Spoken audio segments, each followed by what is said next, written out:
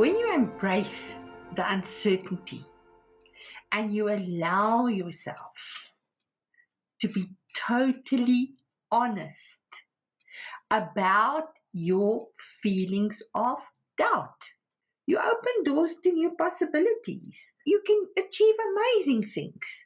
So when you imagine your dream life, when you create your dream life, it's not the life that you see on social media. It's not the party that you see everybody's having on social media.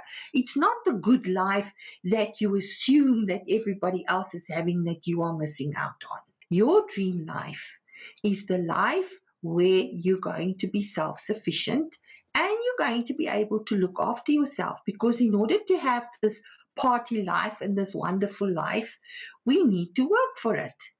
No one is exempt of working for the things that we want in life. Those who don't work live a mediocre life. If you want a good life, it means that you have to work for things. It's really okay. So think of this moment as the first step in creating your dream life. Just figure out what brings you joy, what really makes you feel alive.